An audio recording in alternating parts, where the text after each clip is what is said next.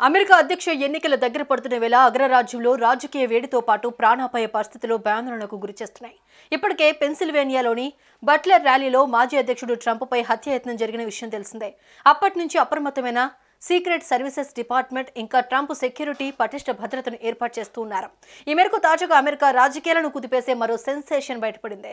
Republican అధ్యక్ష అభ్యర్థి ట్రంప్తో సహా మరికొంతమంది కాంగ్రెస్ నాయకులను హతమార్చేందుకు ఇరాన్ కుట్ర పన్నినట్లు FBI భగ్నం చేసింది. ఈ క్రమంలోనే స్పై థ్రిల్లర్ తరహాలో ట్రంప్ను హత్య చేయడానికి పాక్ పౌరుణ్ణి ఇరాన్ ఎంపిక చేసినట్టు అమెరికా అటర్నీ వెల్లడించింది.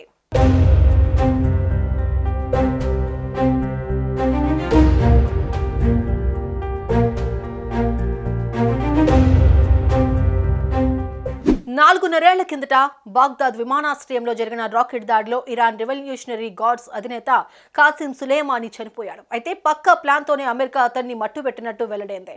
దీనికి ప్రతీకారం తీర్చుకోవాలని ఇరాన్ రగిలిపోతోన్న నేపథ్యంలో అప్పటి అమెరికా అధ్యక్షుడు ప్రస్తుత ఎన్నికల్లో రిపబ్లికన్ పార్టీ అభ్యర్థి డొనాల్డ్ ట్రంప్ దీనికి బాధ్యుడని అతన్ని హత్య చేయాలని ఇరాన్ కుట్ర పన్నింది. ఈ బాధ్యతను పాక్ జాతీయుడికి అప్పగించింది. ఇరాన్ తో సంబంధాలున్న పాకిస్తాన్ కు చెందిన 46 ఏళ్ల ఆసిఫ్ మర్చెంట్ ను అమెరికా పోలీసులు గత నెలలో అరెస్ట్ చేశారు. అతడు మాజీ అధ్యక్షుడు రిపబ్లికన్ పార్టీ అభ్యర్థి డొనాల్డ్ ట్రంప్ హత్యకు కుట్ర పన్నినట్టు FBI డైరెక్టర్ క్రిస్టోఫర్ రే వెల్లడించారు.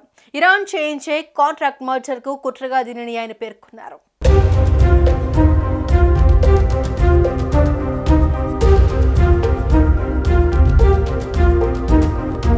ఈ కుట్ర పనిన ఆసిఫ్ మర్చెంట్ ను అమెరికా అధికారులు న్యూయార్క్ లో అరెస్ట్ చేశారు. అతడి టార్గెట్ లో డొనాల్డ్ ట్రంప్ కూడా ఉన్నట్లు అధికారులు వెల్లడించారు. ఈ కేసులో నిందితుడైన ఆసిఫ్ మర్చెంట్ ఏప్రిల్లో పాకిస్తాన్ నుంచి అమెరికా చేరుకున్నాడు. అప్పటికే అతడు కొంతకాలం ఇరాన్ లో ఉండగా అతడి కుటుంబం అక్కడే ఉంది. అతడు అమెరికాకు చేరుకోగానే కిరాయి హంతకులను ఏర్పాటు చేయడంలో సహకరిస్తాడని భావించిన ఓ వ్యక్తితో కుట్రపై చర్చించాడు. కానీ సదరు వ్యక్తే పోలీసులకు సమాచారం చేరవేశాడు. వాస్తవానికి ఆ కిరాయి హంతకుడి రూపంలో ఉన్న వ్యక్తి అండర్ కవర్ అధికారి. సదరు అండర్ కవర్ ఆఫీసర్ ఆసిఫ్ ను జూన్ లో కొందరు వ్యక్తుల వద్దకు తీసుకెళ్లాడు. వారితో న్యూయార్క్ లో తనకు 3 పనులు చేయాలని, కొన్ని పత్రాలు, డ్రైవ్లను దొంగిలించడం, రాజకీయ ప్రదర్శనల్లో పాల్గొనడం, హత్యలు చేయాలని కోరాడు.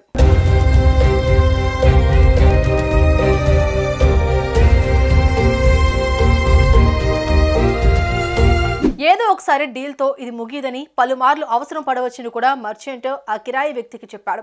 హత్యలు మొదలు కావడానికి ముందే తాను అమెరికాను వీడతానని ఆసిఫ్ మర్చెంట్ వెల్లడించాడు. ఆ తర్వాత భద్రతలో ఉండే వ్యక్తులను చంపడం గురించి వారికి వివరించాడు. ఆ తర్వాత మరో నెలకు కిరాయి హంతకుడి రూపంలోని FBI ఏజెంట్ ను కలిసి ఆగస్టు లేదా సెప్టెంబర్లో ఓ రాజకీయ నేతను హత్య చేయాలని, అందుకు $5,000 అడ్వాన్స్ గా చెల్లించేందుకు ఏర్పాటు చేస్తున్నట్లు చెప్పాడు. జూలై 12న అమెరికాను వీడేందుకు యత్నిస్తున్న వేళ అధికారులు అరెస్ట్ చేశారు. పాకిస్తాన్, ఇస్లాం దేశాలకు హాని చేసే అమెరికాకు చెందిన వ్యక్తులను అంతం చేయడం లక్ష్యంగా పెట్టుకున్నట్లు అతడు విచారణలో వెల్లడించాడు. వీరిలో పెద్దల పేర్లు ఉన్నట్లు దర్యాప్తులో తేలింది. ఈ నేపథ్యంలో పెన్సిల్వేనియాలో ట్రంప్ హత్యాయత్నానికి మర్చెంట్కు ఏమైనా సంబంధం ఉందా అనే కోణంలో దర్యాప్తు జరుగుతోంది. ఈ కేసును బ్రూక్లిన్ న్యాయస్థానం విచారిస్తోంది.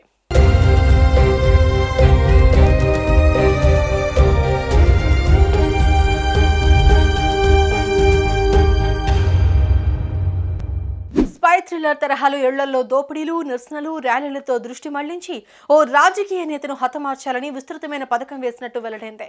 నిందితుడు మర్చెంట్, అతడు ప్రొఫెషనల్ కిల్లర్స్ గా భావించిన రహస్య అధికారుల మధ్య బంధం ఈ సందర్భంగా వెలుగులోకి వచ్చింది. టార్గెట్ చేసిన పత్రాలు లేదా డ్రైవ్లను దొంగిలించడం, నిరసనలు, రాజకీయ నాయకుడు లేదా ప్రభుత్వ అధికారిని చంపడం వంటి అనేక అంశాలు ఈ కుట్రలో ఉన్నాయని కోర్టు పత్రాలు పేర్కొన్నాయి. నిందితుడు నిరసనల కోసం టీ-షర్ట్, దొంగతనానికి ఫ్లానెల్ షర్ట్, హత్యకు ఫ్లీస్ జాకెట్, సమావేశాలకు అండ్ ఇలా కుట్రలో ప్రతి అంశానికి ఓ కోడ్ పేర్లు రూపొందించినట్టు వివరించారు. అతడు ఒంటరిగానే ఈ కుట్రను అమలు చేయడానికి ప్రయత్నాలు చేసినట్టు అధికారులు తెలిపారు.